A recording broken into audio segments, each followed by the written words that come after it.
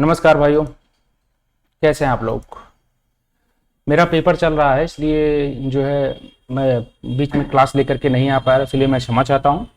तो चलिए स्टार्ट करते हैं। हमारा टॉपिक है मानव शरीर, ह्यूमन बॉडी एंड पाचन तंत्र, डाइजेस्टिव सिस्टम। ठीक है, तो 44 नंबर क्वेश्चन क्या कहता है, उदर के कौन से भाग हैं। उदर का मतलब होता है पेट। ठीक है, तो फंडस, बेक या पाइलोरस, या फंडस बॉडी पाइलोरस, या एपेक्स बॉडी पाइलोरस, या फंडस बॉडी पाइल्स। यहाँ answer B is the right answer होगा। ठीक है, answer number B is the right answer. उदर के 4 भाग होते हैं जो कि इस प्रकार हैं। एक होता है कार्डियक, ठीक है, एक होता है फंडस, एक होती है आपकी बॉडी और एक होती है पाइलोरस। फंडस इसको उदर को आप आमाशय भी कह सकते हैं। ठीक है, तो ये देखिए यहाँ पर ये वाला ऊपर वाला रीजन जो है कि आपका पाइलोरस है, ये आपका ये वाला रीजन फंडस है, ये वाला बॉडी है, ये वाला आपका पाइलोरस है। तो कार्डियक, फंडस, बॉडी और पाइलोरस। ठीक है, यहाँ देखिए थोड़ा एलिब्रेशन देखते हैं। उदर या आमाशय एक पेशीय खोखला पोषण नली का फैला हुआ भाग होता है जो पाचन नली के प्रमुख अंग के रूप में कार्य करता है। ठीक है, यह छोटी आंतों में आंशिक रूप से पचे हुए भोजन से पहले आबाद पेशी ऐंठन के माध्यम से भोजन का पाचन की सहायता के लिए प्रोटीन पाचन एंजाइम एवं तीव्र अम्लों को स्रावित करता है। बेसिकली होता क्या है मैं आपको बता दूं कि हमारी जब हम कोई चीज भोजन करते हैं तो हमारे जो शरीर के अंदर जो भोजन जो होता है आहार नाल के माध्यम से जाता है, तो आहार नाल क्रमाकुंचन पद्धति से जो है आगे नीचे करती रहती है, ऊपर आगे बढ़ती है, नीचे ठेलती रहती है। तो मतलब क्रमाकुंचन की प्रक्रिया होती रहती है। ठीक है, ठीक, तो ये चीजें आपका एक व्यक्ति यार यहाँ आके चिल्लाता है बहुत देर, उसी को मैं समझा रहा था। तो चलिए स्टार्ट करते हैं। 45 नंबर देखते हैं। ये मैस्टिकेशन क्या होता है, चबाने का कार्य, पचाने का कार्य, निगलने का कार्य या नष्ट करने का कार्य। तो मैस्टिकेशन का मतलब होता है चबाने का कार्य। मैस्टिकेशन चबाने का कार्य होता है। यह वह प्रक्रिया है जिसके द्वारा भोजन को दांतों से कुचलकर पीस लिया जाता है। यह पाचन का पहला चरण होता है और चबाने की प्रक्रिया के दौरान भोजन को गाल या और जीभ द्वारा दांतों के बीच पीसने के लिए रखा जाता है। अधिकांश लोग होते क्या हैं कि पहले भोजन को जब डालते हैं तो ज्यादा देर तक चबाते नहीं और उसको सीधा अंदर भेज देते हैं। इसमें होता क्या है कि खाना तो अंदर चला जाता है लेकिन जो पाचन ग्रंथियां होती हैं उनको पचाने में उनको बहुत मेहनत करना पड़ता है। तो ऐसे लोगों को आंतों की समस्या ज़्यादा उत्पन्न हो जाती है, उनके में एब्डोमिनल पेन स्टार्ट हो जाता है। ठीक है, तो आपको मैं सुझाव देना चाहूँगा कि आप चबा करके थोड़ा खाने का प्रयास करिए। और ऐसे लोग मोटे भी हो जाते हैं, ठीक है, क्योंकि इनका जो है पाचन शक्ति जो है डिस्टर्बेंस रहती है। तो मेरी भी ये समस्या थी, मैंने इसको अब सुधारने का धीरे धीरे प्रयास किया है। हालांकि जो चीज़ें प्रैक्टिस में आ जाती हैं और धीरे धीरे सुधरती हैं, तो आई होप आपको ये समझ में आ रहा होगा। ठीक है, 46 नंबर क्वेश्चन देखते हैं। निम्नलिखित में से किस जानवर की लघु छोटी आंत होती है। तो खरगोश, शेर, बकरी या गाय। तो मांसाहारी जो होते हैं, मांसाहारी के जो आंतें होती हैं वो छोटी होती हैं। जो छोटी आंतें जितनी होती हैं वो मांस पचाने के लिए होती हैं। ठीक है, तो आंतों की लंबाई के आधार पर मांसाहारी जंतुओं में शाकाहारी जंतुओं की अपेक्षा बहुत छोटी आंतें होती हैं। जैसे कि शेर, बाघ, चीता आदि। मनुष्य में सबसे लंबी आंत पाई जाती है। ठीक है, 47 नंबर क्वेश्चन देखते हैं। हमारे शरीर में हमारे कुल पोषक तत्व और खनिज अवशोषण का 90% हिस्सा कहाँ होता है। मतलब कह रहा है कि हमारे शरीर में हमारे कुल पोषक तत्व का और खनिज का अवशोषण का 90% हिस्सा कहाँ होता है। मतलब कहाँ पर खनिज अवशोषित होता है, तो छोटी आंत में होता है। ठीक है, छोटी आंत। तो आंत मानव के आहार नाल का वह भाग होती है जो 7.50 मीटर लंबी व 2 भागों में विभाजित होती है, छोटी आंत व बड़ी आंत। छोटी आंत को तो छोटी आंत आमाशय के, छोटी आंत का मतलब ये नहीं है कि इसकी जो ये चौड़ाई होती है वो छोटी होती है, बाकी होती बहुत लंबी है। ठीक है, और बड़ी आंत में चौड़ाई इसकी जो होती है वो ज्यादा हो जाती है, बाकी ये लंबाई इसकी छोटी होती है। तो इसी समझते रहिएगा। छोटी आंत के पीछे उदर गुहा के अधिकांश भाग को घेरे हुए 6 मीटर लंबी और 2.5 सेंटीमीटर व्यास वाली कुंडलित नलिका होती है, जिससे हमारे शरीर में कुल पोषक तत्व व खनिज अवशोषक का 90% भाग अवशोषित होता है। ठीक है, अब यहाँ पर देखिए 48 नंबर क्वेश्चन क्या है कि टाइलिन एंजाइम का संबंध क्या है, आंत्र रस है, जठर रस है, लार रस है या उपरोक्त में से, तो ये आपका लार रस है।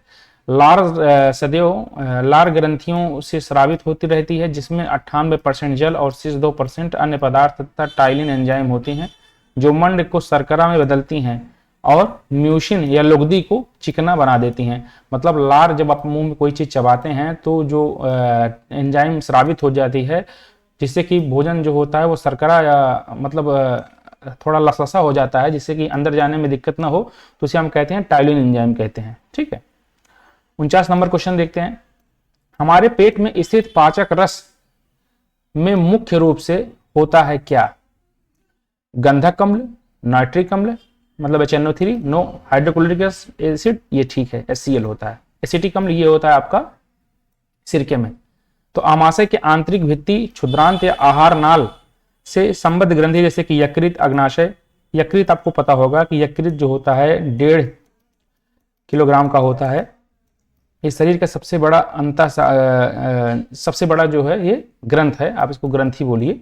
सबसे बड़ा ग्रंथि जो है शरीर का यही है, और ये शरीर के अधिकांश कार्य को यही करती है, जैसे कि जहर निकालना और ग्लूकोज को अपने पास रिस्टोर करके रखना ग्लाइकोजन के रूप में। तो बहुत कुछ क्रियाएं इसकी हैं, तो आगे हम जब यकृत पढ़ाएंगे तो वहां पर आपको बताएंगे। फिलहाल आप इतना जानिए कि यकृत सबसे इंपॉर्टेंट ऑर्गन है और इसके अंदर हीलिंग कैपेसिटी सबसे ज्यादा होती है। ठीक है, तो यकृत, अग्नाशय पाचक रस स्रावित करती रहती हैं। पाचक रस जटिल पदार्थों को सरल रूप में बदलती रहती है, मतलब जो चीजें टूटती नहीं हैं उन कठोर पदार्थों को सरल अवस्था में पाचक रस बना देते हैं। आमाशय की जठर ग्रंथियों में जठर रस स्रावित होता है, जो आमाशय मैंने आपको 4 भागों में बताया हुआ था वही है। ठीक है, तो आमाशय में मुख्य रूप से हाइड्रोक्लोरिक एसिड यहाँ पर पाया जाता है, उसके बाद पेप्सिन पाया जाता है, रेनिन पाया जाता है, और गैस्ट्रिक और लाइपेज आदि पाचक रस पाए जाते हैं। तो हाइड्रोक्लोरिक एसिड भोजन के माध्यम को अम्लीय बनाता है और हानिकारक जीवाणुओं को नष्ट करता है। ठीक है, तो ये आप इसको समझ गए होंगे, क्योंकि हम लोग जो भी खाते हैं वो हमारे अंदर कुछ कीटाणु वगैरह हमारे अंदर भी जाते हैं, तो उस कीटाणु को कौन नष्ट करता है, तो HCl नष्ट करता है। ठीक है, बाकी पेप्सिन, रेनिन, गैस्ट्रिक लाइपेज ये सब जो है ये प्रोटीन्स एंजाइम्स हैं जो प्रोटीन को पचाते हैं। ठीक है, 50 नंबर क्वेश्चन देखते हैं। सीकम क्या है? सीकम पाचन का काम करता है, प्रोटीन का, सेलुलोज का, वसा का, स्टार्च का। तो सीकम जो होता है सेलुलोज को पचाता है। ठीक है, हालांकि सेलुलोज हम लोग नहीं कंज्यूम करते हैं, तो सेलुलोज को कौन पचाता है? सीकम। सीकम छोटी आंत का वह भाग होता है जो सेलुलोज को पाचन करने वाले बैक्टीरिया में पाए जाते हैं। ठीक है, यह मनुष्य में काफी छोटा होता है, जो अवशेषी अंग के रूप में पाया जाता है। ठीक है, हमारे यहाँ जो अपेंडिक्स के बगल में है वही है, जबकि यह शाकाहारी जानवरों में पूर्ण विकसित रूप से पाया जाता है। ठीक है, 51 नंबर क्वेश्चन देखते हैं। कौन सा अंग वसा को तोड़कर कोलेस्ट्रॉल बनाता है? तो ऐसा कौन सा अंग है जो वसा को तोड़कर क्या बनाता है? कोलेस्ट्रॉल बनाता है। तो आपका लीवर है, यकृत है। वसा को तोड़कर क्या बनाएगा? कोलेस्ट्रॉल बनाएगा। कोलेस्ट्रॉल भी 2 प्रकार के होते हैं, एक HDL होता है और एक होता है LDL। ठीक है, तो 2 प्रकार के हमारे यहाँ कोलेस्ट्रॉल होते हैं। HDL जो होता है हमारे यहाँ अच्छा कोलेस्ट्रॉल होता है, इसकी मात्रा आपको जैसे कि आपको इसमें मिल जाएगा, नट्स में मिल जाएगा आपको, सबसे अच्छी मात्रा में मिल जाएगा। ओमेगा 3 फैटी एसिड है उसमें मिल जाएगा, या आपको मिल जाएगा अरे यार अखरोट में मिल जाएगा। ठीक है, तो ये सब चीज़ें हैं। तो आंसर इसका होगा बी। यकृत वसा को तोड़कर कोलेस्ट्रॉल बनाता है, और यकृत कोशिकाएं नीले हरे रंग के पित्त उत्पन्न करती हैं गॉल ब्लैडर के माध्यम से। ठीक है, जिसमें सोडियम कार्बोनेट और कोलेस्ट्रॉल आदि यकृत लवण होते रहते हैं। ठीक है, यकृत की आवश्यकता से अधिक शर्करा या कार्बोहाइड्रेट को ग्लाइकोजन के रूप में संचित करके रखता है। यकृत में विटामिन B12, विटामिन ए और विटामिन डी एवं लोहा तांबा संचित होता रहता है। विटामिन B12 आपको सबसे इंपॉर्टेंट विटामिन है, आपको साइनोकोबालामिन है, ये शरीर में होना बहुत जरूरी होता है। विटामिन ए रेटिनॉल होता है। विटामिन डी आपका जो होता है ये हड्डियों को मजबूत करता है। लोहा और तांबा जो है सब आपको कहाँ पर स्टोर होकर रहता है? तो यकृत में रहता है। ठीक है, जिसका लीवर डिस्टर्बेंस रहता है, सब समस्याएं होती रहती हैं। तो 52 नंबर क्वेश्चन देखते हैं। मनुष्यों में अग्र चमड़क दांतों का चमड़क दांतों के साथ क्या अनुपात है? तो रदनक, चमड़क, अग्र चमड़क, पश्च चमड़क, कृंतक 4 प्रकार के दांत होते हैं। ठीक है, तो इसमें अनुपात क्या है? तो अनुपात आपका है 2:3 का। ठीक है, मुख्य गुहा या बक्कल कैविटी, जिसे आपका मुख्य गुहा है, बक्कल कैविटी है कि मुख्य ऊपरी भाग तथा निचले दोनों जबड़ों में दांतों की एक एक पंक्ति पाई जाती है। मनुष्य में दांत निम्न प्रकार से होते हैं, एक गर्ददंती होता है, एक द्विबार दंती होता है, एक विषम दंती होता है। व्यक्ति के जबड़े में 16 दांत ऊपरी भाग में और 16 दांत निचले पार्ट में रहते हैं। इस प्रकार कुल मिलाकर 32 दांत होते हैं। जबड़े के प्रत्येक ओर 2 कृंतक, 1 रदनक और 2 अग्र चमड़क तथा 3 चमड़क होते हैं। ठीक है, तो 2 कृंतक होता है, ठीक है, 1 रदनक होता है, 2 अग्र चमड़क, 3 पश्च चमड़क, या चमड़क उसको बोल देते हैं या पश्च चमड़क बोलते हैं। तो इसमें अग्र चमड़क और चमड़क के बीच में कहा रहा है तो 2:3 का अनुपात होगा। और अगर पूछे कि रदनक और कृंतक के बीच में 2:1:2 का। ठीक है, तो ये आप जानते रहिएगा। आगे बढ़ते हैं। तो पहला है कृंतक कितना है, कृंतक है 1, रदनक है 2, अग्र चमड़क है कितना, कृंतक है 1, रदनक है 2, अग्र चमड़क है 2 और चमड़क है 3। ठीक है, 1 2 2 3 ना। ठीक है, तो यहाँ पर देखिए 1 जबड़े के 2 दांत कृंतक, 2 1 2 3, 2 1 2 3। ठीक है, 2 1 2 3, 2 कृंतक हो गया, 1 रदनक हो गया और 2 अग्र चमड़क हो गया और 3 चमड़क हो गया। ठीक है, व्यक्ति के दांत 2 बार निकलते हैं। पहले बाल्यावस्था में 20 दांत निकलते हैं जिन्हें दूध के दांत या मिल्की टूथ कहते हैं। बाद में वयस्क दांत अवस्था में कुल दांतों की संख्या 32 हो जाती है। इन्हें अस्थाई दांत कहते हैं। मनुष्य के शरीर का सबसे कठोर भाग इनेमल होता है, ठीक है, जो दांत के ऊपरी सिरे पर पाया जाता है और दांत को सुरक्षा प्रदान करता है। ठीक, चलिए 53 नंबर क्वेश्चन देखते हैं। निम्नलिखित में से कौन सा विकल्प शरीर का सबसे बड़ा आंतरिक भाग है? तो गुर्दा, पेट, जिगर या फेफड़ा? तो लीवर होता है। ठीक है, लीवर जो होता है 1.5 kg का होता है। ठीक है, पेट उदर में आपका आमाशय आप रख लीजिए। ठीक है, गुर्दा आपकी किडनी हो गई और फेफड़ा आपका फेफड़ा होता है, ये जानते रहते हैं आप। यकृत फेफड़े को मापक जो होता है एल्बुलाई होता है और किडनी का मापक यंत्र क्या होता है? नेफ्रॉन होता है। ठीक है, यकृत जिगर जो होता है मानव शरीर का सबसे बड़ा आंतरिक भाग है। ठीक है, पहले लोग जिगर को क्या समझते थे? जिगर माने कलेजा समझते थे। ठीक है, कितना बड़ा कलेजा है, दिल है आपका, लेकिन जिगर माने लीवर होता है। यकृत जिगर शरीर का बहुत ही आवश्यक अंग है। ठीक है, यह शरीर में प्रवेश होने वाले रसायनों और अन्य पदार्थों के को छान कर साफ करता है। इसका वजन लगभग 1.5 से 2 किलोग्राम तक होता है। यकृत में पित्त स्रावित होता है, पाचन में मदद करता है। यकृत में कई प्रकार के प्रोटीन संश्लेषित में मदद होते हैं। ठीक है, संश्लेषण का मतलब होता है एब्जॉर्ब करने में मदद करते रहते हैं। अब आपको मैं यकृत की समस्या बता देता हूं। देखिए, जब यकृत में समस्या होती है, हम ज़्यादा मोटे हो जाते हैं तो हमारे प्रकार यकृत में 2 प्रकार की बीमारियां होती हैं। एक होता है आपका एल्कोहलिक फैटी लीवर, ठीक है, एक होता है नॉन एल्कोहलिक फैटी लीवर, इनफेल्ड इसको बोलते हैं। एल्कोहलिक फैटी लीवर उसको कहते हैं जो लोग शराब पीते हैं उनके साथ ऐसा घटना होती है, और इसको अगर क्योर नहीं किया जाए तो पहले एल्कोहलिक फैटी लीवर में आता है, बाद में लीवर सिरोसिस की कंडीशन हो जाते हैं, आदमी को लीवर कैंसर हो जाता है, एक्सपायर कर जाता है। दूसरा होता है नॉन एल्कोहलिक फैटी लीवर। ये ऐसे फैटी लीवर डिजीज होते हैं, ये एल्कोहलिक फैटी लीवर से ज़्यादा खतरनाक होते हैं। आपको बता देता हूँ कि आज के बदलते परिवेश में भारत में 90% को नॉन एल्कोहलिक फैटी लीवर की समस्या है, उनके लाइफ स्टाइल डिस्टर्बेंस के कारण होती है। और नॉन एल्कोहलिक फैटी लीवर के कारण ही पहले डायबिटिक, प्री डायबिटिक में कन्वर्टेज होते हैं। पहले इंसुलिन रेजिस्टेंस होगा, उसके बाद प्री डायबिटिक में जाएंगे, इसके बाद डायबिटिक हो जाएगा, फिर आदमी धीरे धीरे वहाँ पर फिर अपना जो है शरीर का डिस्टर्बेंस करना स्टार्ट रहेगा, क्योंकि डायबिटिक आप कंट्रोल कर नहीं सकते हैं। ऐसी गतिविधियां हैं कि डायबिटीज में आपको कम खाना, कम चीज़ें लेकर चलना पड़ता है। ठीक है, तो नॉन एल्कोहलिक फैटी लीवर जो होता है, इसकी डिजीज के ज़्यादा प्रॉब्लम जो है इस समय उभर करके सामने है, चूंकि हमारे खान पान में ज़्यादा मिलावट आ गई है। ठीक है, 54 नंबर क्वेश्चन देखते हैं। किस अंग के भीतर पित्ताशय स्थित होता है? तो आपके यकृत के अंदर होता है। ठीक है, तो यकृत मानव शरीर की सबसे बड़ी ग्रंथि है और इसके निचले भाग के में नाशपाती के आकार का एक छोटी सी थैली लटकी हुई होती है, जिसे पित्ताशय कहते हैं। यकृत का स्रावित पित्त जो है पित्ताशय में सम्मिलित होता है। 55 नंबर क्वेश्चन देखते हैं। भोजन को चबाने वाले दांत कौन से प्रकार के होते हैं? तो चवर्णक, रदनक, छेदक या दूध दांत तो चवर्णक होते हैं। चवर्णकों की संख्या कितनी है? तो चवर्णकों की संख्या आपकी 3 है। अग्र चवर्णक की संख्या कितनी है? 2 है। कृंतक की संख्या कितनी है? 2 है। रदनक की संख्या कितनी है? 1 है। इसको जानते रहिएगा। आंसर नंबर ए देखिए कि मुख्य गुहा के ऊपरी तथा निचले जबड़ों में दांतों की एक पंक्तियां पाई जाती हैं। मनुष्य के एक जबड़े में 16 तथा कुल 32 दांत होते हैं, मतलब ऊपर। ठीक है, जबड़ों के प्रत्येक को 2 कृंतक होते हैं, एक रदनक होता है, 2 अग्र चमड़क होते हैं और 3 चमड़क होते हैं, मैंने यहाँ बता दिया था। ठीक है, 2 कृंतक होते हैं, एक रदनक होते हैं, 2 कृंतक होते हैं, एक रदनक होते हैं, 2 अग्र चमड़क होते हैं, 3 चमड़क होते हैं, और जो भोजन को काटने का काम करते हैं। रदनक नुकीले होते हैं, ठीक है, किसी चीज को फाड़ने में काम करते हैं। ठीक है, आपको बदल होगा कि ये बगल बगल में 2 दांत जो होते हैं वो रदनक के होते हैं। रदनक नुकीले होते हैं जो भोजन के फाड़ने में मदद करते हैं। मांसाहारी हैं आप तो फाड़ सकते हैं। अगर चमड़क तथा चमड़क भोजन को पीसने और चबाने के लिए होते हैं। तो अगर चमड़क तथा चमड़क क्या है, ये भोजन को पीसने और चबाने में काम करते रहते हैं। 56 नंबर क्वेश्चन देखते हैं। निम्नलिखित अंगों में से कौन सा अंग पित्त रस का स्राव करता है? तो पित्त रस का स्राव जो होता है यकृत मिश्रित पित्ताशय करती है, जो नाशपाती के आकार का होती है। ठीक है, हृदय जो होता है हमारे यहाँ, हृदय के जो होते हैं 4 कोष्ठक होते हैं। ठीक है,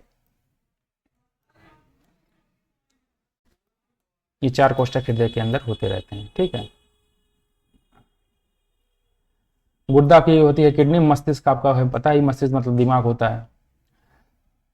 मास्टर ऑफ द ग्लैंड किसे कहते हैं? तो पिट्यूटरी ग्लैंड कहते हैं। Master of the master gland किसको कहते हैं? तो क्या होता है उसका? हाइपोथैलेमस होता है। ठीक है, यकृत मनुष्य के शरीर में पाई जाने वाली सबसे बड़ी, महत्वपूर्ण और पाचन ग्रंथि होती है, जो पित्त रस का स्राव करती है। यह उदर गुहा के दाहिने ऊपरी भाग के डायाफ्राम के ठीक नीचे स्थित होती है। इसके निचले भाग को नाशपाती के आकार की थैली होती है, जिसमें पित्ताशय भरे होते हैं, और यकृत द्वारा स्रावित पित्त रस पित्ताशय में ही संचित होते रहते हैं। 1 सेकंड रुक जाइए। तो आगे बढ़ते हैं। ये आपका सेकंड टॉपिक है, रुधिर परिसंचरण। तो आपको पता होगा कि हमारे शरीर में रुधिर नाम का एक तरल संयोजी ऊतक प्राप्त होता है।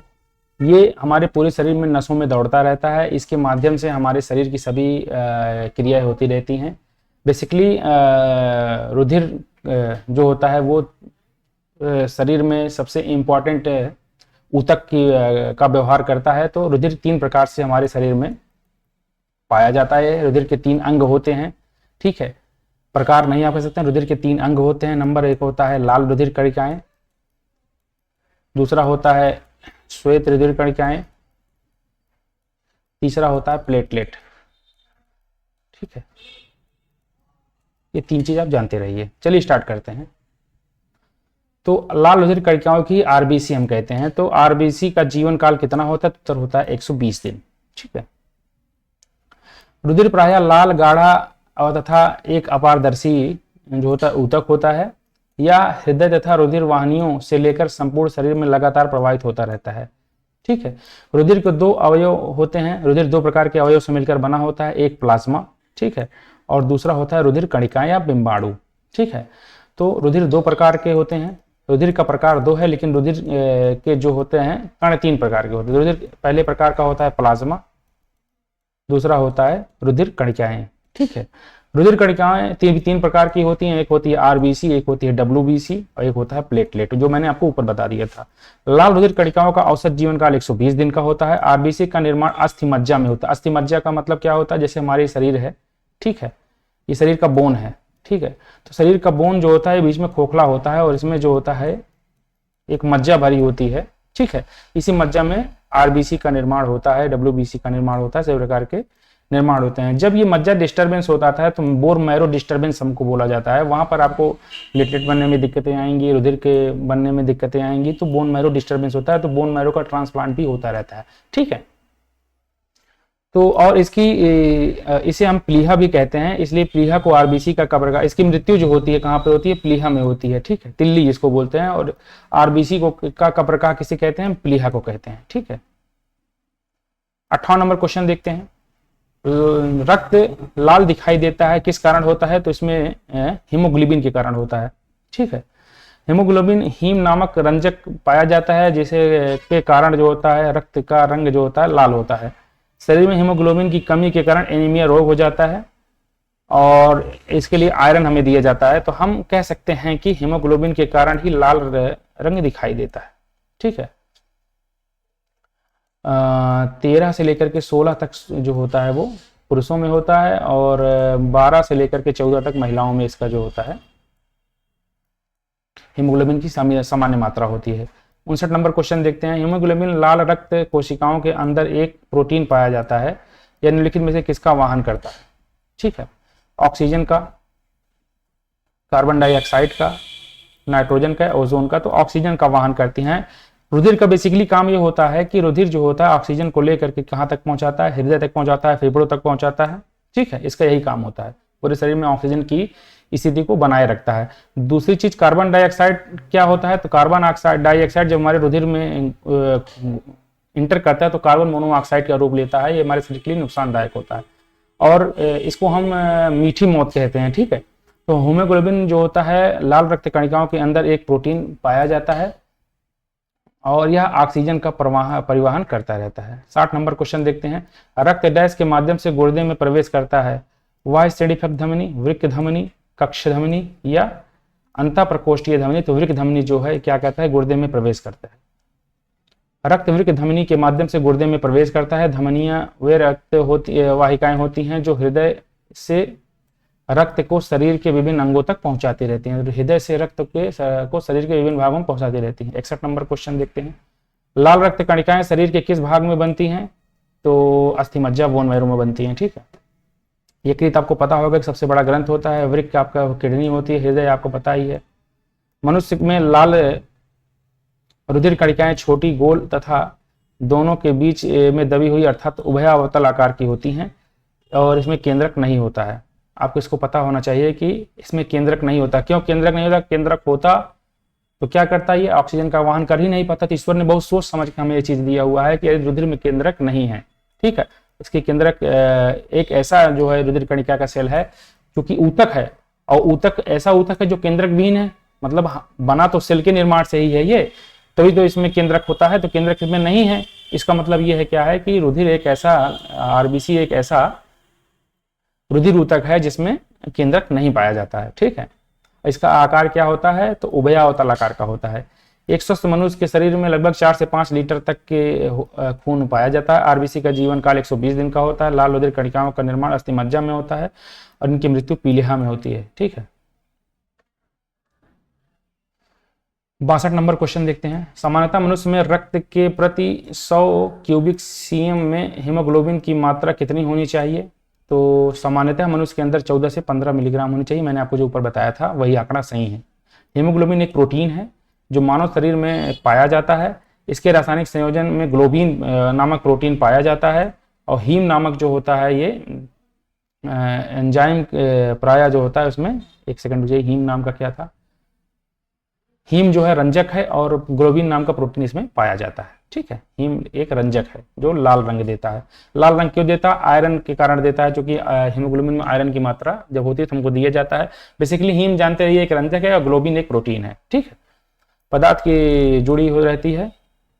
रुधिर में लाल रंग हीम के कारण होता है और हीम के वलय केंद्रीय भाग लौह, हीम के वलय में केंद्रीय भाग में लौह होता है जो सामान्यतः हीमोग्लोबिन की औसत मात्रा 14 से 15.6 100 क्यूबिक सेंटीमीटर होती है तथा शरीर में ऑक्सीजन का परिवहन यही करता है। ठीक है, और इनका आकार उभयावतल का आकार का होता है। आगे बढ़ते हैं, 63 नंबर देखते हैं। सर्वग्राही क्या होता है? तो एबी जो होता है उसे हम सर्वग्राही कहते हैं। ओ एबी पॉजिटिव जो होता है वो सर्वग्राही होता है। ओ नेगेटिव को सर्वदाता कहते हैं। ठीक है, एंटीजन और एंटीबॉडी के आधार पर रुधिर को 4 वर्गों में बांटा गया है। समूह ए, समूह बी, समूह ए बी और समूह ओ। और उसमें एक रिसस बंदर पाया गया था, तो रिसस बंदर फैक्टर का RS फैक्टर आया था वहां पे, तो ओ नेगेटिव ओ पॉजिटिव का एक फैक्टर आ जाता है। ठीक है, A B positive A B negative, तो 8 प्रकार के कुछ ऐसी कंडीशंस उपलब्ध हो जाते हैं। 8 दूनी 16 प्रकार का, क्योंकि पॉजिटिव निगेटिव भी तो होता होगा, तो 4 वही हो गया है। Positive negative positive negative positive negative positive negative, मतलब पॉजिटिव निगेटिव इसका हो गया और स्वयं ये हो गया, तो मतलब ए पॉजिटिव और ए निगेटिव 3 हो गए, तो 3 के 3, 3 दूनी 4, 3 त्रिकोण और 3 चौक 12 प्रकार के सारी चीजें पाई जाती हैं। ठीक है, ये सर्वदाता होता है। ए बी जो होता है वो क्या है? सर्वग्राही होता है, मतलब सभी के खून को ले सकता है। सर्व के खून को दे कौन सकता है? तो ओ ले सकता है। बेसिकली आपका क्वेश्चन अगर ओ निगेटिव है तो उसी को लगाइएगा। मानवीय शरीर में रक्त संचार कैसे होता है की खोज किसने की थी? तो कार्ड लैंड स्टीनर थे कि William Harvey? William Harvey is the right answer होगा। ठीक है, मनुष्य के शरीर में रुधिर प्रसंचरण तंत्र की खोज विलियम हार्वे ने की थी और इस तंत्र का मुख्य संवहनी पदार्थ रुधिर या रक्त होता है। आपको रक्त प्रेशर मापने के लिए स्फिग्नोमैनोमीटर का प्रयोग किया जाता है, आपको पता ही होगा। रुधिर तरल संयोजी ऊतक होता है जो शरीर रुधिर कणिकाएं, प्लाज्मा, हीमोग्लोबिन, प्लाज्मा प्रोटीन आदि उपस्थित होते हैं। रुधिर प्रसंचरण तंत्र दो प्रकार के होते हैं, खुला प्रसंचरण, एक बंद प्रसंचरण तंत्र। इस प्रकार रुधिर प्रसंचरण तंत्र तिलचट्टा, प्राण और कीट और मकड़ी में खुला प्रसंचरण तंत्र होता है, इसमें नसों के माध्यम से खून नहीं जाता, डायरेक्टली खून इसके अंदर ही पाया जाता है। ठीक है, जबकि बंद प्रसंचरण तंत्र में क्या है, इस प्रकार के प्रसंचरण तंत्र में रुधिर बंद नलिकाओं के माध्यम से जाता है, रुधिर अधिक दाब और अधिक गति से बहता रहता है और मनुष्य बंद प्रसंचरण तंत्र में पाया जाता है, इसलिए रक्तचाप इसका मापा जाता है। 65 नंबर क्वेश्चन क्या है, रक्तचाप किस पदार्थ पर निर्भर करता है? सिस्टोलिक बल पर, परिधीय प्रतिरोध पर, ठीक है, हृदय निर्गमन पे, या इनमें से सभी इज द राइट आंसर होगा। राजस्व निरीक्षण में पूछा गया है, D is the right answer होगा। ठीक है, रक्तचाप मनुष्य के सिस्टोलिक बल और हृदय निर्गमन परिधीय प्रतिरोध पर निर्भर करता है। मनुष्य शरीर में औसत रक्तचाप 120/80 होता है, एक सिस्टोल होता है, डायस्टोल होता है। ठीक है, ऊपर वाला सिस्टोल, नीचे वाला डायस्टोल। धमनियों में रक्त दाब दो अवस्थाएं में होती हैं, पहले का प्रकुंचन दाब या सिस्टोलिक प्रेशर होता है जो कि 120 दिखाया गया है, तो दूसरे को डायस्टोल दाब कहते हैं, नीचे वाला होता है। ठीक है, यदि किसी का ब्लड प्रेशर लगातार गिरता रहता है उसको डेकाट्रॉन इंजेक्शन दिया जाता है। ठीक है, डेकाट्रॉन इंजेक्शन दिया जाता है। सामान्य तौर पर प्रकुंचन दाब 120 ml Hg तथा परासरण दाब 180, मतलब सिस्टोल और डायस्टोल प्रकुंचन, और मतलब कोई चीज सिकुड़ता है तो 120 के और फैलता है तो 180 से। ठीक है, Hg के, अब Hg का मतलब क्या है, तो पारे की स्पीड से इसका निकाला जाता है। ठीक है, रक्तदाब को डॉक्टर स्फिग्नोमैनोमीटर द्वारा मापा जाता है। 66 नंबर क्वेश्चन देखते हैं, रक्त का पीएच मान 7.4 इज द राइट आंसर होगा। आंसू का भी इतना होता है पीएच मान। पीएच मान किसे कहते हैं? किसी तत्व या पदार्थ में के ऋणात्मक लघुगणक को हम पीएच कहते हैं। पीएच धन पीओएच इक्वल टू 14 होता है। पीएच अगर 7 से कम हो तो बेनियल अम्लीय होता है, 7 के बराबर उदासीन हो तो 7 से अधिक हो तो विलयन क्षारीय होता है। ठीक है, तो रुधिर एक तरल संयोजी ऊतक होता है और जिसकी उत्पत्ति शरीर के मेसोडर्म में होती है। ठीक है, मेसोडर्म में होती है। एक औसत 70 किलोग्राम वयस्क मनुष्य में 5 से 6 लीटर होता है खून, जो शरीर के भार का लगभग 7 से 8% के अध्ययन के अनुसार 1/13वां भाग होता है। रुधिर अणुओं में पाए जाने वाले हीमोग्लोबिन के कारण रक्त का रंग जो होता है लाल होता है। रुधिर का जो पीएच वैल्यू है 7.4 और क्षारीय होता है। ठीक है, यही आंसू का भी होता है। तो किसी का आंसू गिराना जान लीजिए खून बहाने के बराबर है। मानव प्लीहा किस को नियंत्रित करता है? तो रक्त आयतन को, नाड़ी दर को, हृदय स्पंदन को, या हार्मोन उत्सर्जन को। तो हृदय स्पंदन को। Combined medical services competitive examination में पूछा गया 2016 में। मानव प्लीहा स्प्लीन जिसको कहते हैं पेट के ऊपरी हिस्से में उपस्थित लसिका प्रणाली और सबसे बड़ा आर्गन होता है। तो ये पेट के ऊपरी भाग में पाया जाता है प्लीहा। ठीक है, और इसे रक्त का शुद्धिकरण तथा भंडार होता है। मनुष्य के प्लीहा का रंग बैंगनी होता है। ठीक है, जानते रहिए पेट के ऊपरी भाग में होता है। निम्नलिखित में से किसकी सहायता, जैसे क्वेश्चन पूछ लिया कि आरबीसी का कब्रगाह प्लीहा में होता है या पेट के किस भाग में पाया जाता है? बाईं साइड में पाया जाता है, दाईं साइड में, ऊपर के नीचे, तो ऊपरी भाग में। ठीक है, निम्नलिखित में से किस सहायता से रक्त द्वारा ऑक्सीजन ले जाया जाता है? तो लोहित कोशिकाएं द्वारा, बिम्बाणुओं की थर्मोसाइट द्वारा, और तो लोहित कोशिकाओं द्वारा, लोहे के द्वारा। ल्यूकोसाइट जो होता है श्वेत रुधिर कणिकाओं को कहते हैं। टी लिम्फोसाइट WBC होता है, ये भी WBC है। तो लाल रक्त कण कोशिकाओं में रेड ब्लड सेल्स का आकार गोल, लंबा तथा बीच में चपटा या उभयतल होता है। 1 घन मिलीमीटर इनकी संख्या लगभग 50 लाख होती है। आरबीसी लगभग 4.5 लाख मनुष्य में पाया जाता है, प्लेटलेट तो पाया जाता है। ठीक है, 12 लाख से 15 लाख होगा। आरबीसी में उपस्थित हीमोग्लोबिन ऑक्सीजन की क्रिया करके ऑक्सी हीमोग्लोबिन बनाता है, जो शरीर में विभिन्न भागों में ऑक्सीजन पहुंचाने का कार्य करता है। ठीक है, 69 नंबर क्वेश्चन देखते हैं।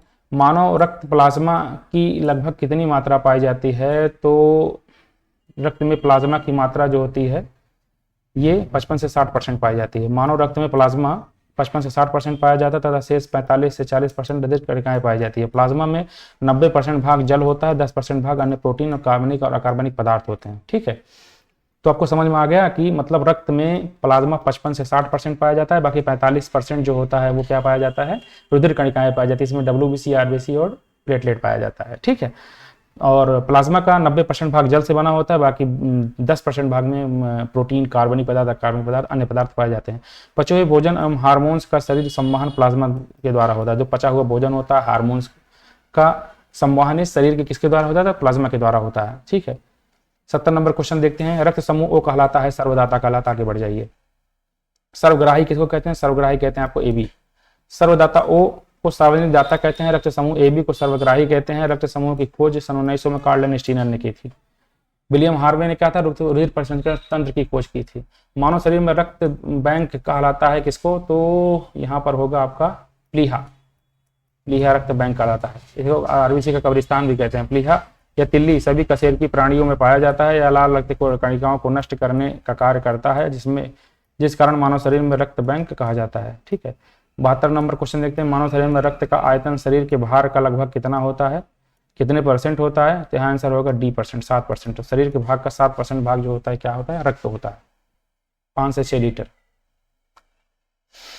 तो बस आज के लिए इतना ही, क्योंकि टॉपिक अभी बड़ा है, तो कल हम इसको फिर स्टार्ट करेंगे। तो नमस्कार।